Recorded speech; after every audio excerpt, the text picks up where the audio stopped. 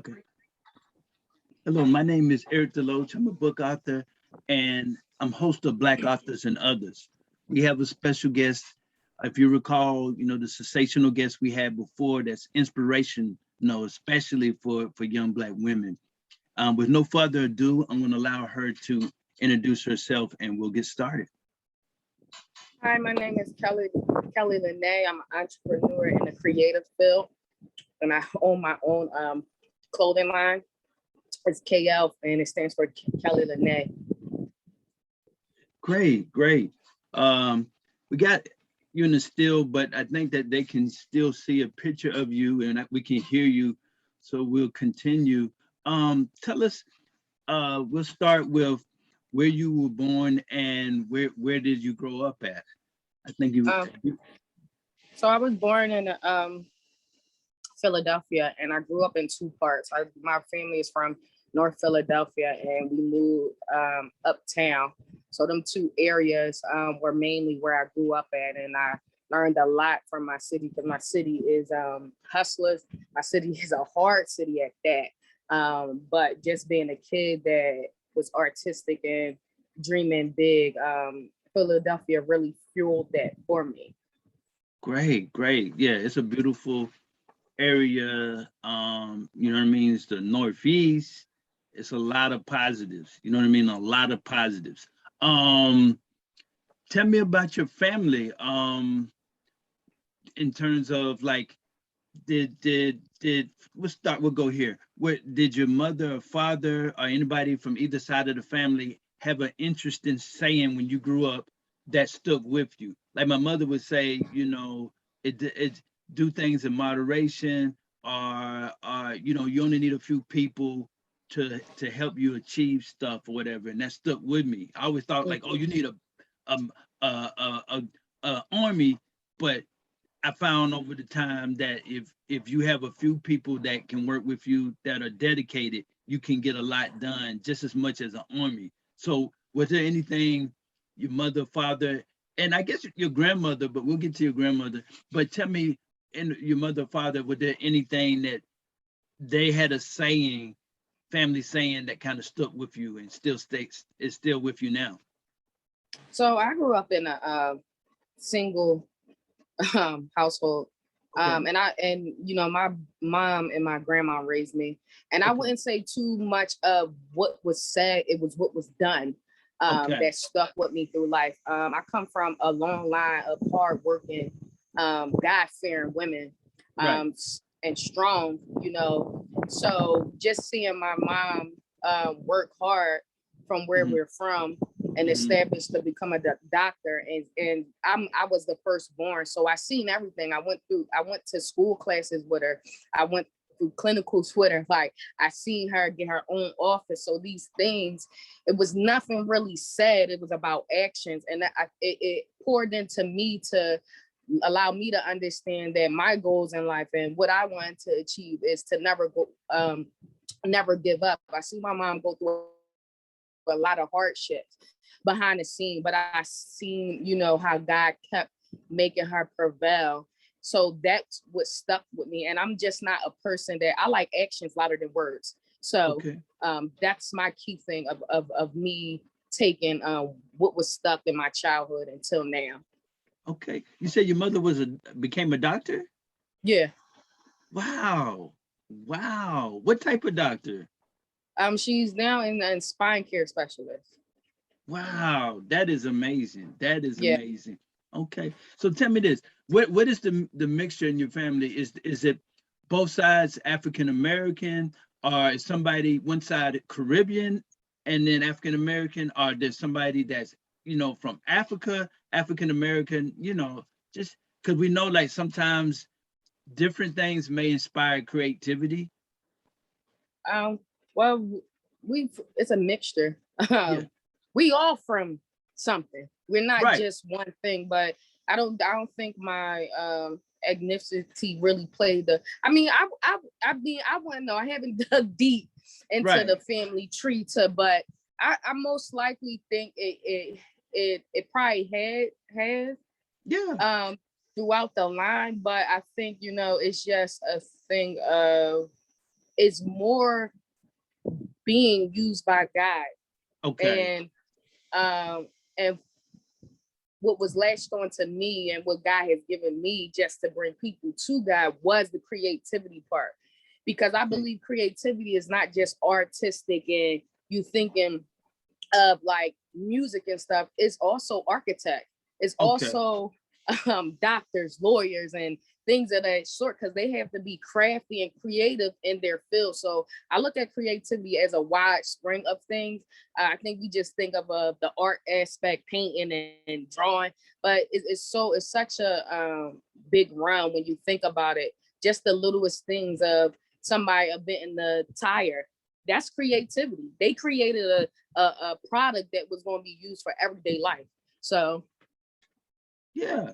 Now tell me, okay, tell me about, because I see now, and it's really hit me, your connection with God, because you're definitely strong there, and that's a positive. I'm a Christian as well, but I see this strong connection with God and God really being a big part, playing a major part in your life. Tell us about that.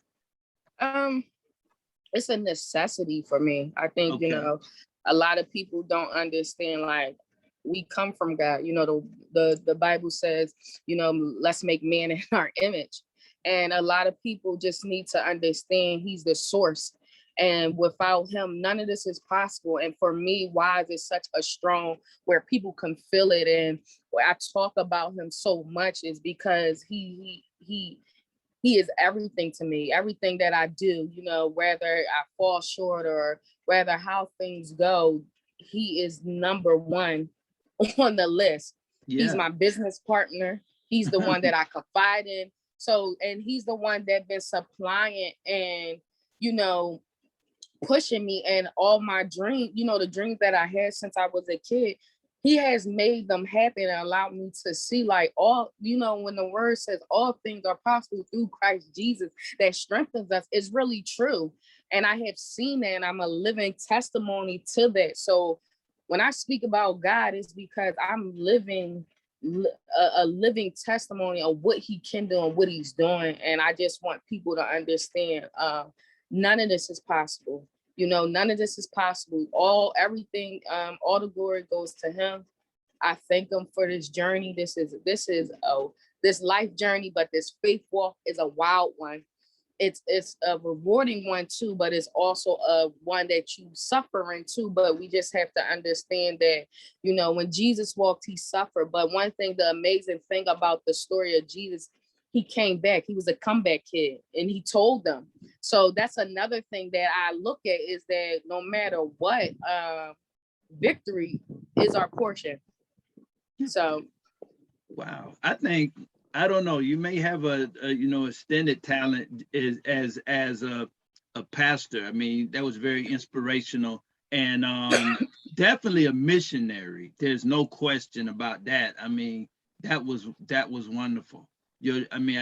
I to hear it from you. I'm 52, so I'm probably younger. To hear you kind of inspired me and made me understand God more, just in those words. That was amazing. Tell me, and I guess the audience as well, I would think as well.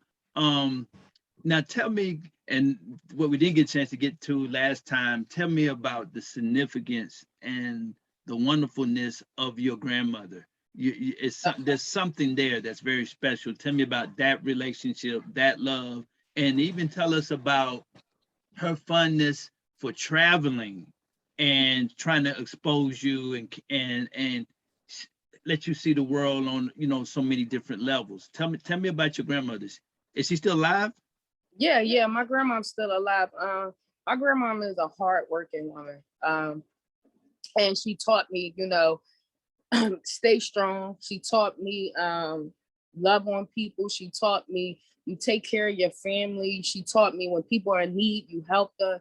And my grandma is like a guardian, has been like a guardian angel to me. Just teach me how a Black woman should carry herself.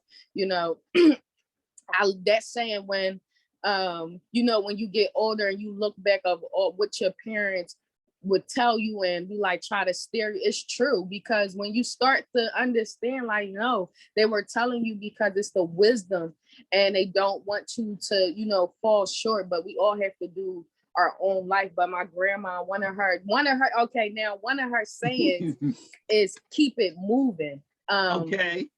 And it like, it's so simple, but it's so powerful, because every time when I hear that, it could be, it's just like, right, come on, get up, keep going.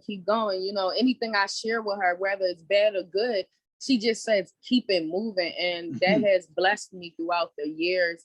She is a phenomenal woman. She taught me a lot. She taught me standards. She taught me worth. She taught me, to be patient and wait. And we see this young generation just going after anything and accepting anything. And I thank God for a grandma like that, because I look at the mindset that I have. I'm thankful for that wisdom that was poured into me. Right. And it's actually raining. What's the last thing you said? No, I was saying that it's raining. Oh, it's raining. Okay. Do you want to go a shed area now, or what do you want to do? I want to make sure you're okay. I'm good. Okay. So tell me about the travel, because you told me about her inspiring you when we went to the A3. I saw you at the AC3C mixer, and you would tell me about her influence on you in terms of traveling. What was, tell us more about that. I thought that was, fascinating. Well, traveling is big for me because I love to be on go, but when my grandma and mom introduced traveling to me, I was young. I was, a baby. And just installing that the world is big. The world is so far than just our community and so-called how people label it as the hood, because you could get trapped, you could get complacent. But it's so much more than life. We travel. Like, I don't like doing tourist stuff. I like to travel and be with the locals and learn their way of living, because we could get caught up in the hype of propaganda when we go over to other countries. And for even as an artist, for us to even learn and challenge our own creativity to a place where it's no limits, you have to be with the people that are doing everyday life there, like people that are actually going through like similar things that you would see at home, so you can get a different perspective. And when you go over to these places and you see, the people that there, one thing I have noticed going over to like overseas and other countries, they enjoy their life. We don't. They help each other. They're family, maybe back in the day, like when my grandma, she will always say, it used to be a family, like your neighbors was your family, but we don't see that now. But when you go over, to other countries, you see they helping each other. They're building things with each other. And it just gives me a piece of humility to understand, like, yo, we in the people's business. Like, I'm creative and I have to bring it back to God, but I'm in the people's business. God was in the people's business. So when it comes to traveling, you see, like, no, it's real people going through real stuff. Like we just see in Afghanistan, like we're seeing people's lives shift in front of the world. And us as Americans, we need to count our blessings, because you have people freedom being taken away. And also with women, you have women being scared to be out on the street. So I look at these things, and when I go to these places, I try to, really understand, like, yo, we really need to count our blessings for real. Wow.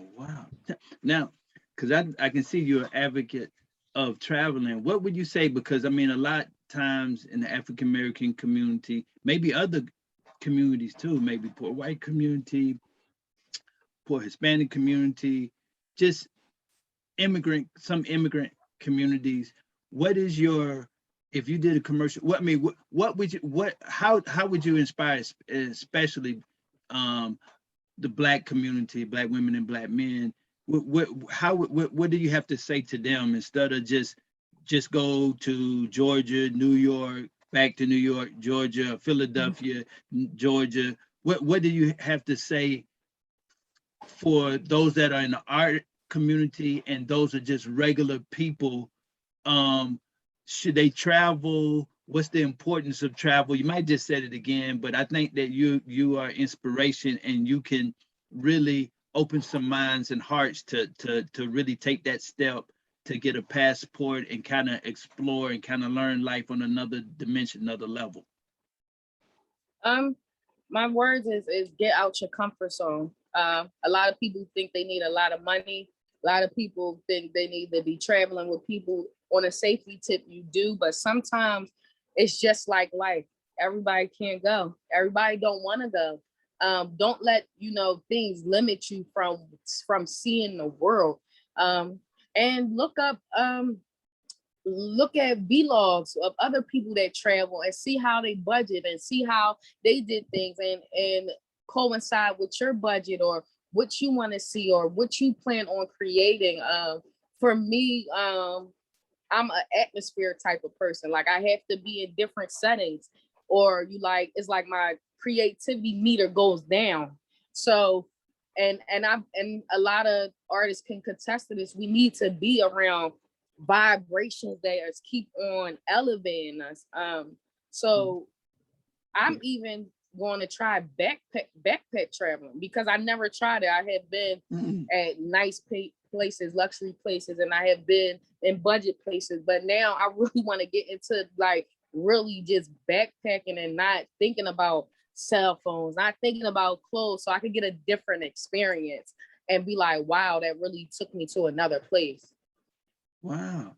Now tell me, how did I can only imagine, but I mean, I'm a layperson in terms of fashion, but you are, a professional.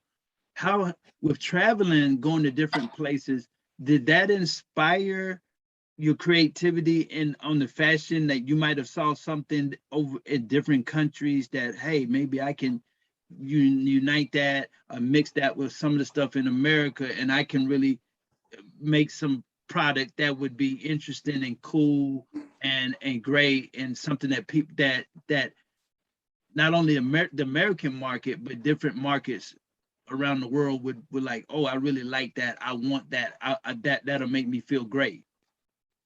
I don't really think so, for real, to be honest. I think I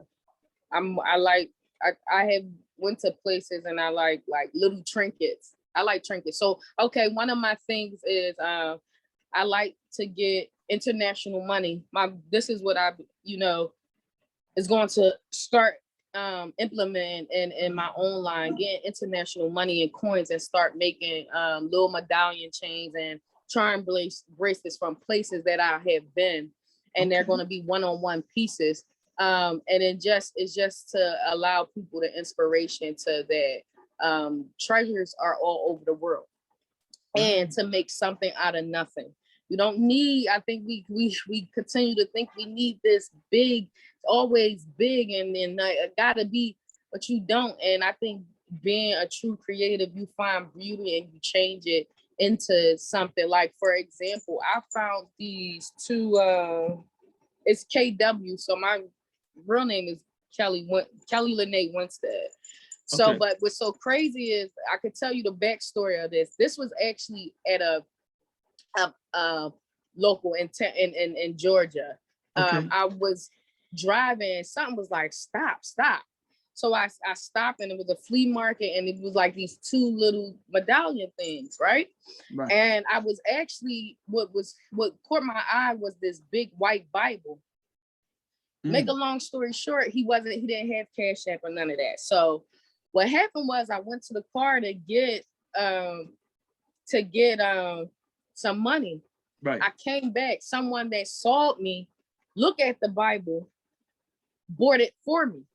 Wow. But then I seen these, and I only had the medallions, and I'm like, oh, I need a chain. So long story short, my grandmom had gifted me with a chain for my medallions. But this is how stepping out your boundaries and just understanding everything makes sense and making something out of nothing.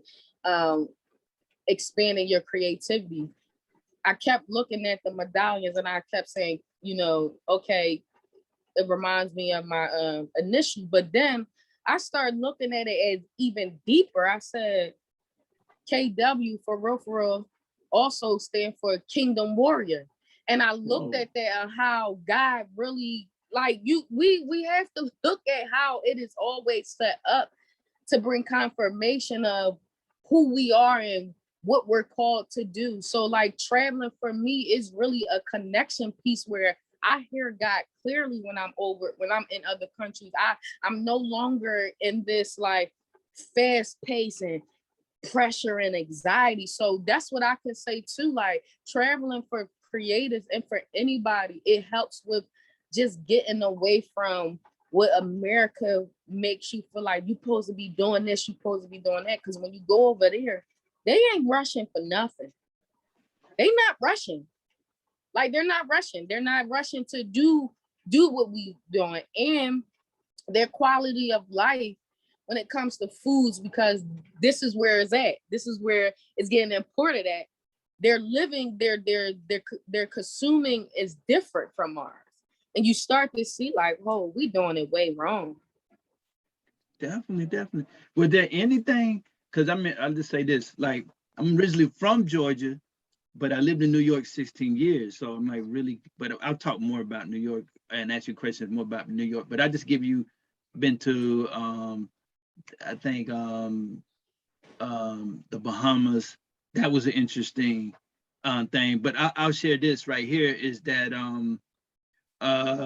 just going to New York, for example, I would go to different communities and I would see like people would have stores and they would do creative things to make, they may take a sheet or something, bed sheet, and put the name on it, the store name on it. And it was so creative. And it would, if you were in that neighborhood, that would make you want to, let me go check this store out because it could have just caught your eye.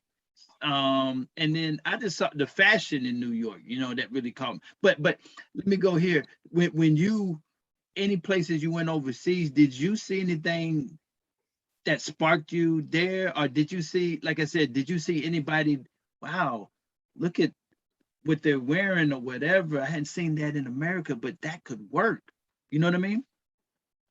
I think in Greece, I think what I not saying I haven't seen it in America, but in Greece, one thing I love is that they wear like leisure wear attire. Like it's more like relaxed, the linens, the silks, things like that. And I like stuff like that. I love a leisure attire. I love relaxed. But we're starting to see it now coming to America because of the pandemic. The pandemic happened and it made everything so relaxed. And now you're seeing people, designers making relaxed clothing because now you have people working at home. People are not too much going into the office unless you're a store, a brick and mortar. So I think we're starting to understand stuff, also sustainability, because of the shortages that is happening around the world with products and stuff. We're starting to see a lot of designers use recycling products, which overseas or even in New York, because that's one of the fashion capitals. We've seen that, before, but designers are now starting to be like, I have to use recyclable things. So. Wow. Okay. So when did it all? Okay. Let me go here. Is there anybody in your family that was into fashion that kind of sparked you? Let me just ask you that question. No. Okay. So then let me go here. So what brought the fashion on? I mean, I know it's from God, but when did you first notice? Were you like 8 or 9 and you were trying, you kind of looked in the closet and you kind of got creative and like, oh, let me, and then, oh, I really, when did it catch on for you? I mean, and when did it start? When young, but I think when I got into middle school, when I started to get into my own little flavor, I seen I would wear unique stuff, like odd stuff. And my peers will be like, yo, where are you getting this from? And I think that just came from me knowing my identity and me Yeah, knowing who I was. I always been a person that I don't care what the world is wearing. I don't care. I love designer. right, Everything is designer, but right. when we talk about luxury designer, but I love thrifting. I love the highs and the lows. And I think me as that stemming from me as a kid, just being in my own lane. And then once I got into, getting a job and buying my own clothes, I started to see like, no, this is something like that. This is something that's in me. Like it's something that I'm attracted to. And it just kept being like a love and joy for me. Yeah. So, and I think last time was that was an awesome video. Tell me, when did I know you started preparing to go to school in New York? And I don't know if you were saying that some people didn't like, how are you gonna make that shift as a woman or whatever, or a young person just to go in New York or whatever.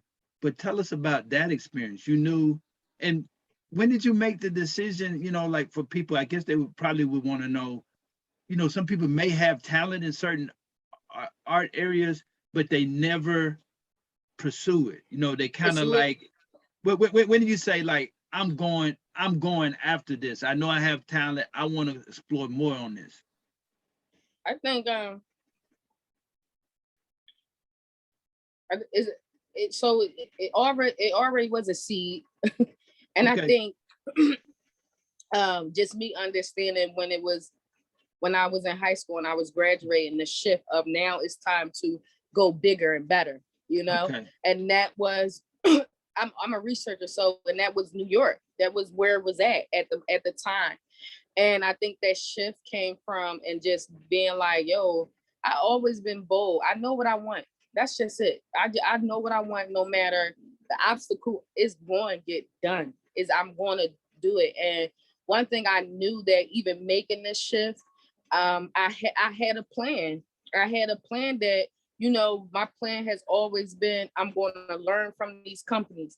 And I'm going to bring it back to, my company, but not even just bring it back to my company. I'm going to share the knowledge to, African Americans, because we get in this state of we feeling like, and don't get me wrong, kudos to everybody that, take their route of Vogue and GQ and all that. But I believe in underdogs. I believe in, you know, not so much these big entities, because they don't give you the creative freedom.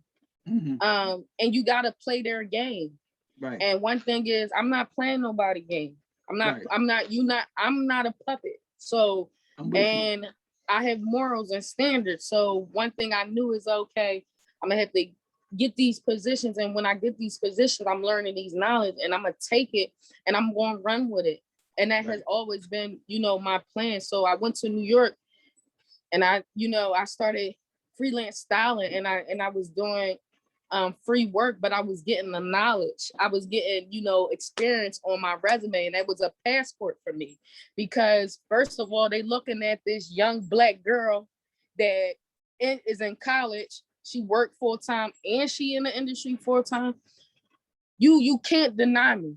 Like you Right. can't. You probably gonna tell me no, but you still can't deny me. And that's always been my motive. My motive have been that I always look at the disadvantages as advantages. And I'm such a force that it could intimidate people, but it's not like I'm trying. It's just it just is what it is. Like I'm here to on a mission, and I'm here to knock the doors down for other people. Like, because we come from a culture where when we have dreams and we want to do this or have our own business, we don't have the capital, we don't have the knowledge, we don't have the support. We already got all this other stuff going on. So it's like it's bigger than me, it's bigger than us, it's bigger than when you get in position. So from there, and then even now, I'm still learning, but I still keep the same motive. It's going to get done. This ain't about me. This about the people that's watching, and this the people that the young people that have a dream and they going through all these obstacles and all this other stuff. That is like, no, if she could still do it through storms, tornadoes, no's. I was told no by the biggest companies. And look what's happening now. Like, so it's like, okay, because no don't mean no, for real. Mm-hmm. And no shouldn't stop you. Wow, Tim, because I saw heard something inspirational, and I don't want to pull this. I want to pull this gem out that you came up with. What did you tell anybody in any field? Like, you can't just hope. You really got to pay your dues, put the time in, work X number of hours or whatever. What do you say to people? Oh, it should come to me. Let's say some people that are lazy. Oh, yeah, I'm talented. Oh, they should come knock at my door. Or yo, I'm talented. No, I have to go out there and get what I deserve. I have to get mine. I have to get my piece of the pie, piece of the world. What do you say there? I'm gonna just say this: faith without works is dead. Okay. And what that basically stand for is you can have all the faith in yourself and believe and think you have this, but if you don't put the work in, how are you not planting those seeds? How is any in your chapters going to line up to your biggest story? So one thing I can say to people that be like, I got the talent, it's not about talent. No one, like when you look at okay, the greats, not even in a fashion, but Warren Buffett, he talks all the time about work ethic. He got to a place like that is because of his work ethic. But understanding that nothing comes to us, if we're not moving in the alignment. You know what I mean? Like, I can't sit home and be like, oh yeah, I'm going to have a random interview about KL, or I'm going to have a random pop-up shop. Just no, I had to put the work in, and I love the work.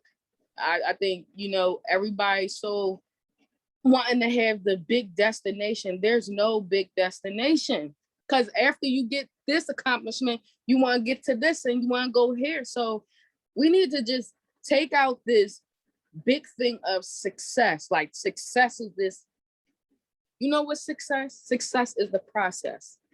Success is what you're doing in the process, and it's an ongoing process until you die. So we have to respect the process. A lot of us are not taught respect the process, because trust and believe, when you get what you prayed for, you're gonna be like, all right, now what's next? Or it wasn't what you seemed, or so I always tell people that think it's gonna come to them, do the work. But while you doing the work, enjoy this ride. This is a hell of a ride. It's a hell of a ride, bro. Whatever you're dreaming for, whatever you're going for, enjoy this. Enjoy when you get frustrated. Look at it in a different way. Enjoy when you get told no. Enjoy when you fail. Enjoy it, because when you look back, you be like, it built character, Right. and it built longevity, and it built your durability to keep on going. Wow. Now, tell us about, like, when you got to school and you had some options to where you could just go straight. You knew that you had the fashion ability and talent and gifts, and you were very gifted. And you could have went one lane of just studying just fashion by itself, but you took a business lane in fashion dealing with marketing. And tell us about that, and tell us, I guess, what you can tell us for people that don't know anything about it. What are some of the things in marketing that happens with fashion that might, that we, I guess, we don't know, or maybe we don't know. So I got into the business aspect of it is because, first of all, I wanted to know the lingo. Because before anything, you have people, you have people that especially when you go, if you're a design, you go into manufacturing, you trying to source your product and all that. And if you don't know the language or the numbers or know how to negotiate, oh, they're gonna get one up on you. So one thing is I wanted to know the lingo. I wanted to understand that when I was doing business with whatever capacity it was, I wanted the other party to understand I know what I'm talking about. But on the aspect of I get, yeah, just marketing. on a marketing aspect, so you have PR, and that's like advertisement. That's the people behind the scenes that, like for instance, when you see these big campaigns all over the world, you have people behind the scenes that are doing the ad advertisement, the graphic designers. You have a PR team that is creating a storyline. And these are the things that you don't see behind the scenes, but these are the people that's making this product or making this commercial. Or even when you come to going into brick and mortar stores and you see store layouts, you have people in corporate offices that are doing the store plans and how things should go. And that just it's a hell of a thing, because you start to understand that everyone plays a part in marketing. But we're starting to see a shift in marketing where is that a lot of companies are using TikTok and influencers and, for real to be their marketing gurus, because everyone is on their phone. So I think the only time you still see marketing in brick and mortars, and you still see marketing for big events like the Olympics and things, because a million billion people are watching it. But the people behind the scenes, you have your PR, like I said, you have your advertisement, you have your people that's graphic designers, you have your pictures, the storyliners, the writers and all that stuff that goes in along with it. You have the creative directors, you have the stylists that now have to style these products, or the models in the commercials, or so and so forth. Wow. So tell us about your experience, like while in school, and yeah, I guess while in school when you were doing internships, or how did you go about meeting connections? Because you said connections are very important and you make connections. Would you go to a lounge? Would you go to a fashion show in New York? Would you go to some type of conference that was made for fashion and they had experts and they would talk to the public? Did the school have events that would have different fashion icons and different people in the industry that would talk to the students? How did you go? What about all those things, and how did you go about networking in I guess the big ocean of New York? So one thing is, I'm a people's person. I could connect with people real quick. But I went to fashion events. So at the time, I have a creative agency under me that's called the New Code of Conduct. So what I would do is there'll be trade shows happen. I would sign my agency up for the trade shows, and I'll get accepted. And what was crazy is, so every time I showed up, for different, trade shows or event, I made sure that my business name was an entity. And so it can start moving amongst that sphere. And what I did was, when I went to these events, I would make sure that my appearance was everything. But I was networking with people that the things that I wanted to learn, I wanted to get my hands on. And then when it came to going to a fashion school, I became close with my professors. And a lot of people don't understand, especially in a artistic school, being in a creative, your professors are real professionals that work in the industry. So that's your advantage, to get close and let them understand and to show your work ethic. Because a lot of thing too is, no one's working with someone that first of all ain't a student that show up. So my professors knew that, I was a hard worker. One of my professors called me the mayor because I was so involved with people, and I was involved with other departments like the graphic designers, the fashion. I was involved because I had a plan. Like I'm so like driven to like, no, this is how I need this point gonna go to this point, this gonna go to this point. And when people have that cliche of saying that it's not checkers, it's chess, it's true. But you got to know what is for you, because a lot of people jump in so many lanes that they don't know what's for them. So that was my that was my go-to. I became close with my professors, and they put me on to events and projects. I networked when I networked at the events that I got in, on my own business name. I started networking with stylists because that was one of my things that I like to do and wanted to do. And when I got bored on projects with celebrity stylists, I just knew that my work ethic and my posture of business and professionalism. I don't care about, and don't take this wrong, I don't care about working with celebrities. That's not I mean, it's a good thing to be trusted in that atmosphere, but I never came in hype and with my phone out and I got straight to work. What do you need me to do? Because reputation is everything in business, especially in the fashion industry, especially in the music industry. If people can say, oh yeah, I know such and such, they did it.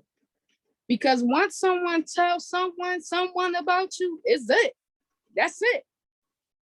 So that's the thing. I always was mindful. I was always mindful, like how my posture was when it came to, being in these areas professionally. Wow. And I guess we could segment into, and you did very good job last time around with talking to the young people, and talking to, I guess, newcomers, even if they're different ages, but I guess really want to home in on all races, but especially the Black race in terms of Black males, and especially, I know that's dear to your heart, Black females, young Black females that are interested in some form, shape, or fashion to start up in the fashion industry. Can you hear me? Hold on. My Yeah, bad. I'm good. sorry. Yeah, go ahead. Okay. Yeah, to young people, especially Black males, and especially Black females, and everybody else as well. But I'm just homing in on these two groups, the most. What do you say for them if they, in high school and they feel like they may have talent, or they they they want to be a part of the fashion industry? What do you say to them? What do they need to do? Just what is your advice to them? You gave great advice last time, so I want to make sure that you know that they can hear something from somebody that's, I consider, a professional, and can get some insight and get directed in the right path to get started. To how do you start on the right foot? I think the first thing is, you know, You got to come closer believing. to the mic or something. Hello. Yeah, I I think couldn't. the first thing is believing in yourself. You got You to still know, come closer to the mic. I can't hear you you. can hear me? I can hear you a little bit. Okay. I think the first thing is believing in yourself. Um, Just talk a little louder because something's going on with the mic. can you hear me now? Yeah, I'm just recommending just talk a little louder. Something is going on with the mic, but I can hear you. Okay. So just believe in yourself. Have a plan. Um, make God a part of that plan. Another thing to do your research. Because sometimes your plan gets altered, in life. So, but that doesn't mean give up. That doesn't mean stop. And also be around people. This be around people that have your best interest. And what that means is pouring into you as you're pouring into them. Understanding that You're here to learn. Always be a student, even when you think you have. None of us are masters. We're still learning. We're gonna always be learning. So always be a student. Even when you get to your peak where you're like, yo, I really made it. Still be a student because the student always outweighs the teacher. Because the teacher has a limit of, okay, I've learned this now. No, always be a student. Even when you're teaching others, be a student. Um, so that's my thing. But have a plan. Go for it. I'm gonna say, do not stop. Do not stop. Um, whether whether you at your lowest, like my grandma said, keep it moving. Keep it moving. Stay prayed up because you're going to need it when you're chasing your dreams. When you chasing something no one else sees, no one else can even understand. You're not gonna have people that's gonna understand your dream because God didn't give it to them. But you're gonna have people that come along your journey that help you, and then you're gonna have forever bonds that are really gonna keep going to levels to you. But just don't give up. Just don't give up. Make right decisions for you and do not let anyone pimp your gift.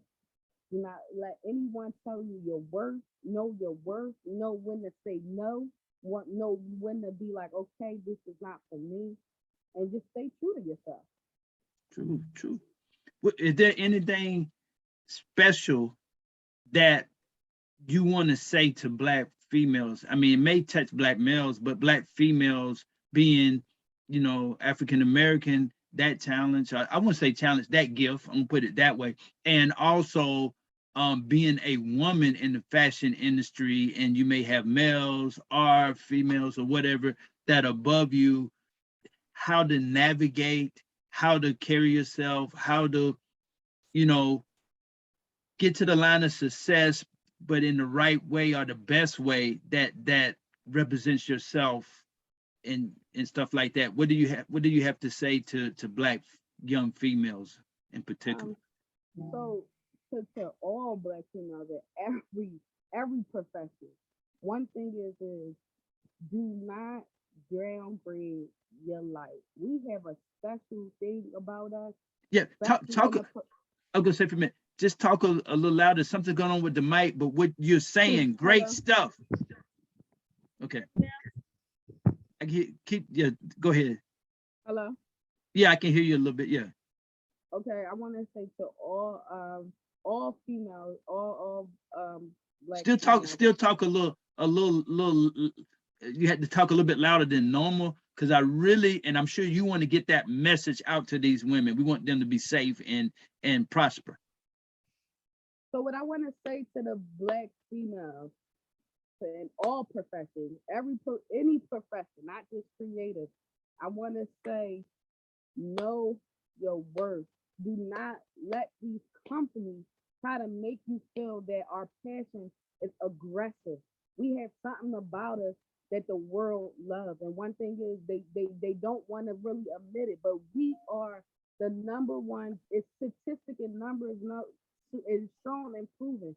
We are the number one fast entrepreneurs and business owners.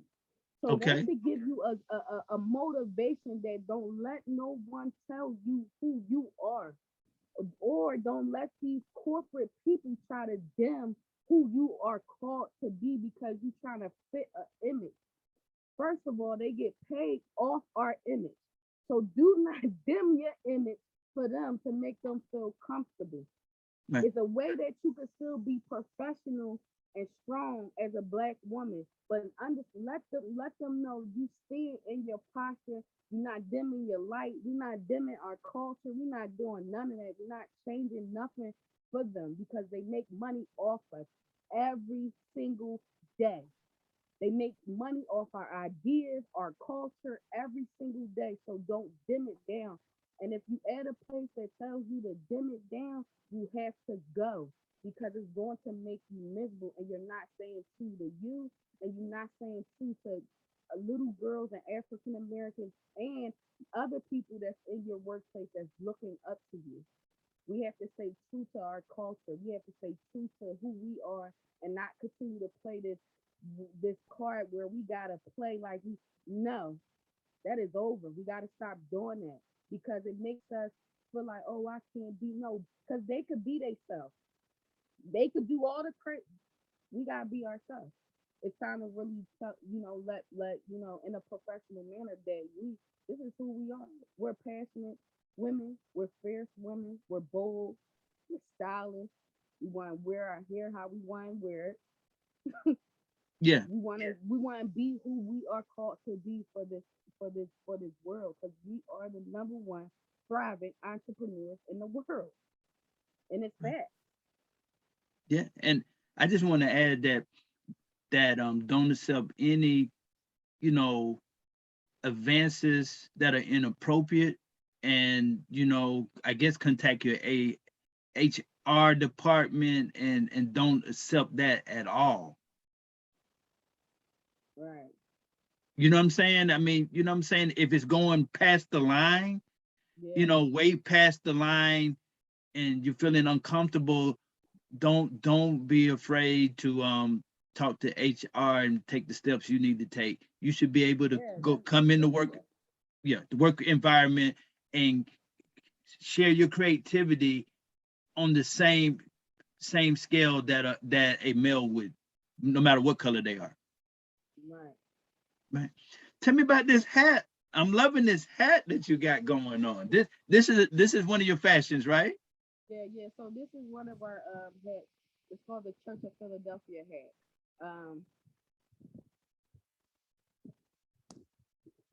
Hello. Yeah, yeah. Go ahead. Yeah. So it's available now.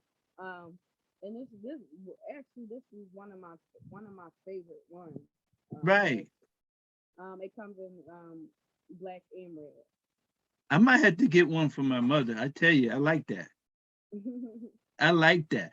Now, tell me about um let's go here.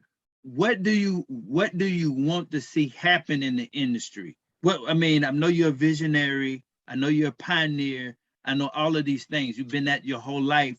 What do you want to see in terms of the internet, from the world travels? What is it that you want to see that's going to make the industry even better for everyone and for the consumers? Are there any things you want to see take place in the industry to make it uh better for the for you, the business person, businesswoman, and also for the consumers?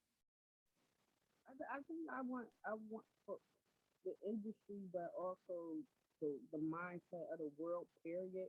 When it comes to just the marketing and fashion and all that sort. Yeah, you I want to talk want a little louder still? Okay.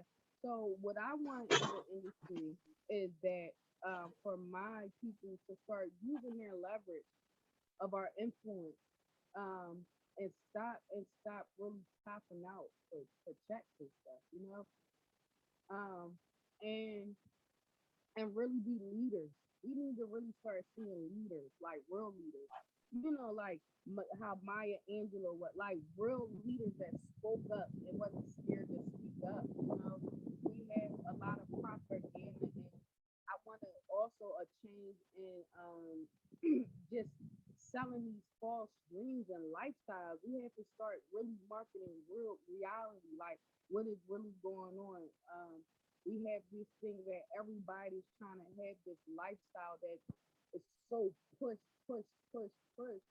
and it's bringing depression and anxiety to people because people are comparing to people's life, comparing what people wearing. We gotta really start really as creatives, start changing that narrative and being honest in our artwork and being honest in our marketing, being honest when it comes to even behind the scenes because that mindset is killing us. It's allowing us to judge each other. It's allowing us and not it's also disconnecting us because people feel like you're not wearing a certain thing, then you ain't this type. But in all actuality, for real wealth is silent. It's not boastful. So the mindset of things has to change of how we view each other when it comes to this propaganda that we live every day. I want these big companies start taking responsibility of the mindset that they have created. Yeah, you want to still talk a little louder. If you get closer to the mic or something, maybe. I was saying I want these big companies start taking responsibility of the mindset they created, that we all, that is rich and poor and middle class, that we're so busy trying to be in this rat race because they're promoting so much. If you wear this, then you're corny. If you don't wear this, we have to change that. Okay. I, I just want the audience to know too. I think I was in New York. I got a chance to I did 16 years, but I got a chance to go to an event, and I think Kenny Burris or whatever, that was with the Housewives of Atlanta. She was the guest, and she was talking about that out of all of the franchise that they have, I don't know if it's on E or Bravo, that the one that the lifestyles of, I mean, the Housewives of Atlanta, that show was the biggest and brought the most profit to the network in terms of that, of the Housewives of New York or the Housewives of you know of Washington D.C. or Florida, and those were mostly white or Latin. But the black women's show was the biggest grossing show. And then the other thing is, I saw Love and Hip Hop, and they were behind the scenes, and they were saying that the women, they love to wear their shoes a certain way or fashion, and they asked that the photographers, or I mean the camera people, when we go in somewhere, focus on my shoe when I go in. Or they told them kind of angles to really highlight, the women. The women knew what angles that made them look good, and they kind of told the cameramen and women, men and women, what to do. And then I guess the last thing I want to say real quick is I guess you heard the news of Rihanna just becoming a billionaire. Can you hear me? I can't hear you now. Can you come closer?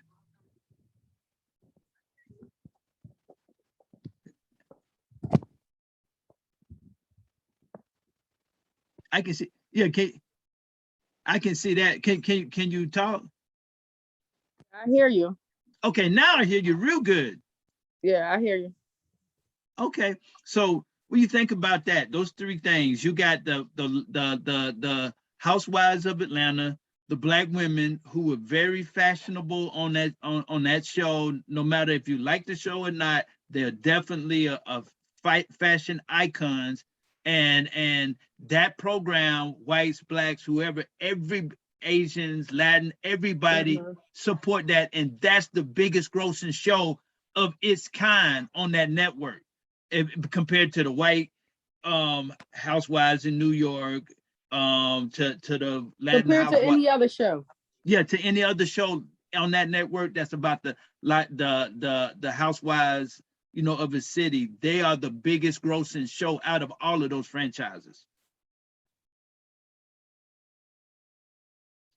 Oh, you want to know my thoughts on that? Yeah, and then let me just add this: that the way that these women on hip hop, loving hip hop, these beautiful women are able to know, what makes them look good. Focus on my shoes. Focus on this, and how that, has really helped that franchise. And then the new, the new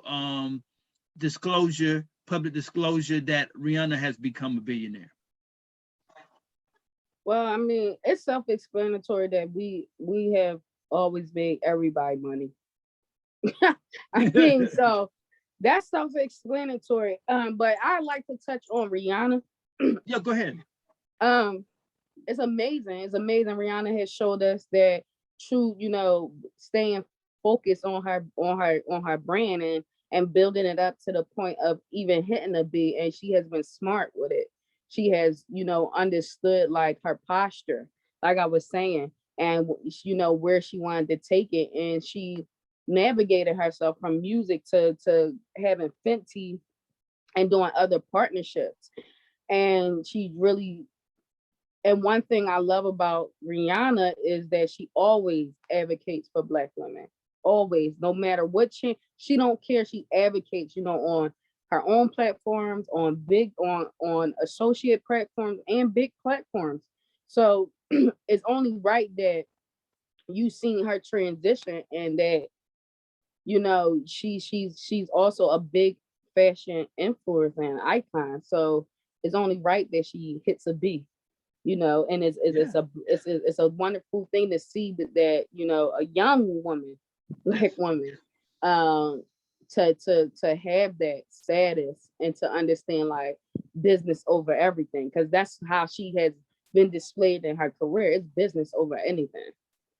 Yeah, I think that she's going to open the doors for the Black community, especially. I mean, especially for Black men, but more so for Black But women, yeah, and because she proven she went there, and she's so professional. You know what I'm saying? You never hear anything negative right. about her. She's low key. She just, like you said, I guess you would say, excuse me. She's about the work. She Yeah, let the work speak for her. You know what I yeah, mean? yeah, yeah, Yeah. yeah. Yeah. So let me ask you this. So I see some great things that's going to happen, for Black women in fashion, I guess, but the Black community, period, in fashion, because we're just dominating as usual. Just creativity, just keeps pouring, just unbelievable.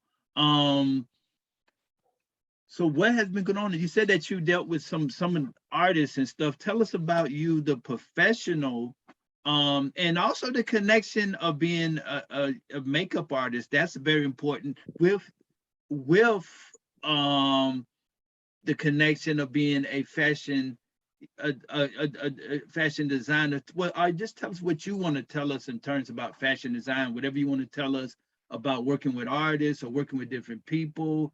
I really love that video that you have that you created yourself in the Dominican Republic. Is really good. So just whatever you want to tell us about what you've been doing in your journeys.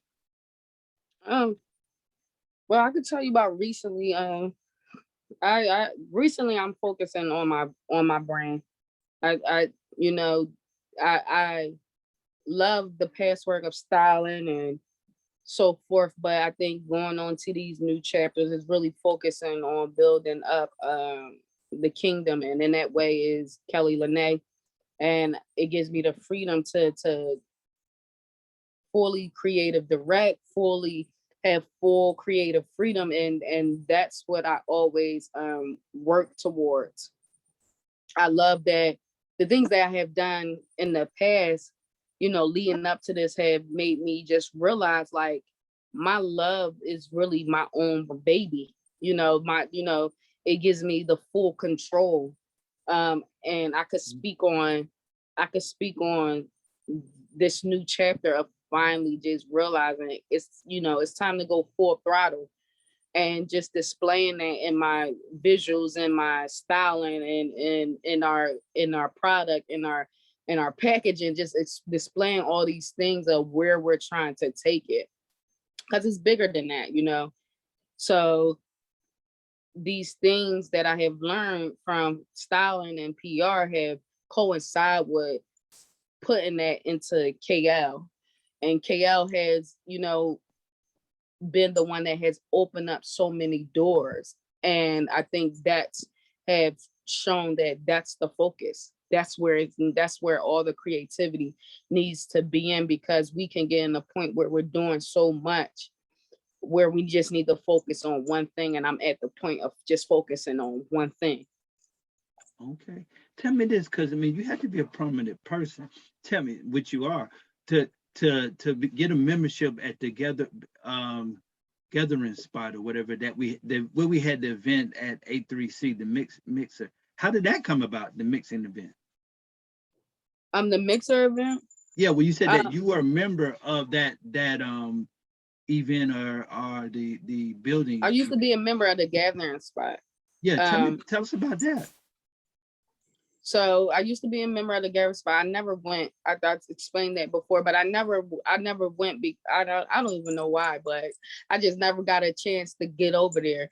So when I Right, saw the event happen, I was like, well, let me check it out for future endeavors that I might be interested in. And I wanted to check it out first because it is such a great place to be at. I had the experience, but I love the founders and their mission. Their mission is really to open up doors and connect us, creatives and whatever field you in, to be a room right, um where we connect. And I just love that. I love the backstory of, I'm not just going anywhere just to go. I need to know the backstory because I'm all about people's backstory of why they create what they create. And that was one of their backstories, was they wanted to have a spot for our culture to gather.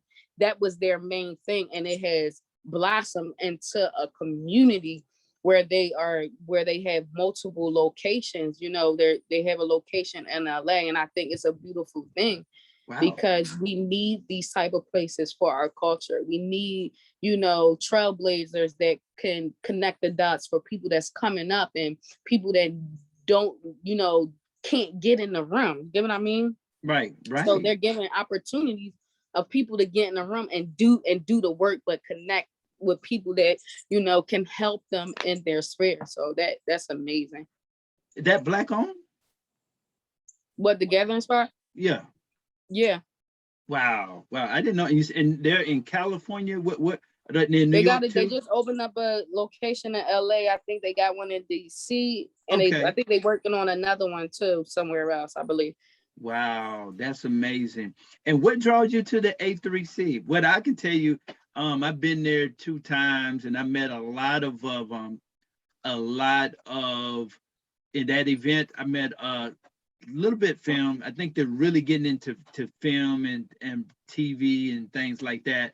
When as I was the last time I went before COVID, but I met a lot of, multi-platinum producers on the music side, multi-platinum songwriters, presidents of record labels, managers of top artists. I met top artists at venues that they would have connected with it. I made a lot of connections, and I considered A3C to be the biggest southeastern, especially for minorities and blacks, but also whites as well. Actually was started by a white person, but I guess probably with a black person as well. But it's the biggest conference on the Northeast, kind of like South by Southwest on the Southeast, and it definitely will carry you to the next level in whatever you're doing. Um, so what made you, that was the event that brought you out to the mixer. What caught your eye there?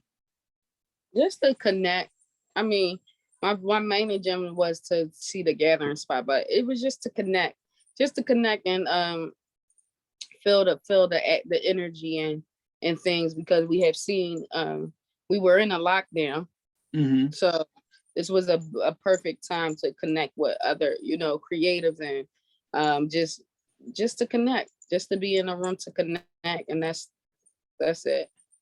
Yeah. Now tell me, how did COVID? We went off that last time because I was about to ask you this question. So, how did COVID, the positives of COVID? Well, we'll start with the negative first.